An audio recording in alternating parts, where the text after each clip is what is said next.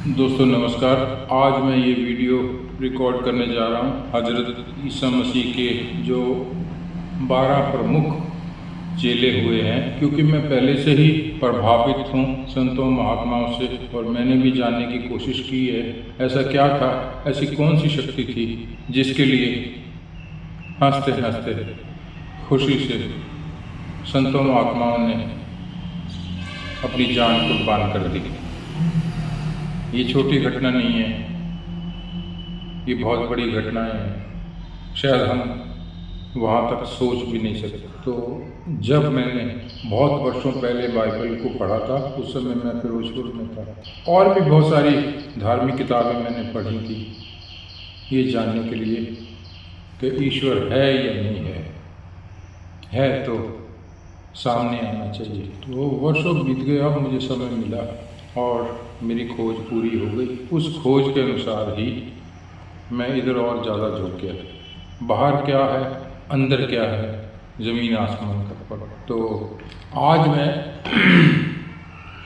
बात कर रहा हूँ हज़रत ईसा के प्रमुख 12 चेलों के नाम, जो कि इस प्रकार हैं,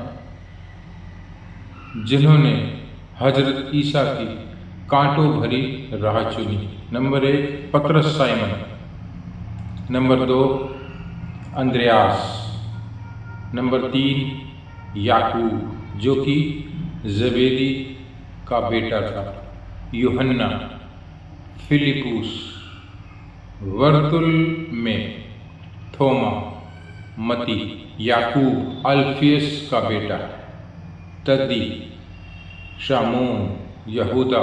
जो लोग पैगंबर ईसा मसीह के साथ चले, उन्होंने दूर दराज की जगहों तक पैगंबर ईसा का संदेश पहुंचाया। लेकिन जब पैगंबर ईसा को सूली पर चढ़ाए जाने के बाद उनके खास चेलों को सुसमाचार का प्रचार का रास्ता दर्द और बलिदान की और मुड़ गया।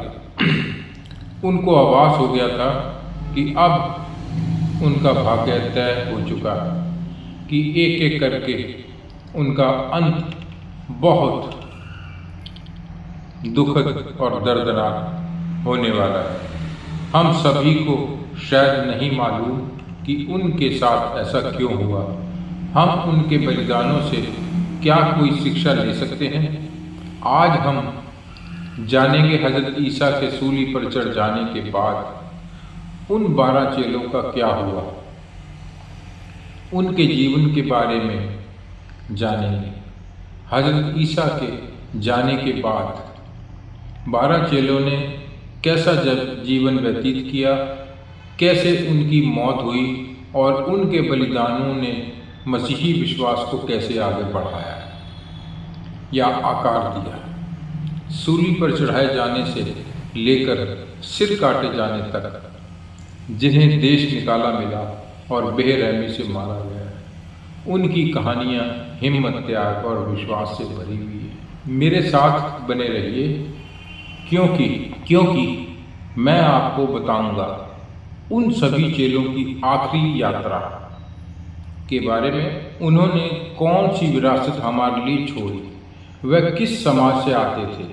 उनमें से कुछ मछुआरे थे, कुछ टैक्स इकट्ठा करने वाले थे और कुछ क्रांतिकारी सोच रखने वाले भी थे।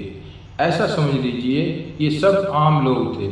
हज़रत ईसा ने 12 चेलों को चुना था किसी खास मकसद के लिए, ताकि वह उनकी शिक्षा को पूरी दुनिया में फैला सके। लेकिन जब हज़रत ईसा को सूली पर चढ़ा दिया गया और 3 दिन बाद वह जिंदा हो गए अपने वचन के अनुसार, तो उन 12 चेलों का प्रचार करने का रास्ता बहुत मुश्किल हो गया। उस समय उनके सबसे बड़े विरोध करने वाले पुजारी थे, जो मूर्ति पूजा में विश्वास रखते थे। जब हज़रत ईसा फिर से जिंदा हो गए, तो ये 12 चेले हज़रत ईसा का संदेश पूरी दुनिया तक ले गए।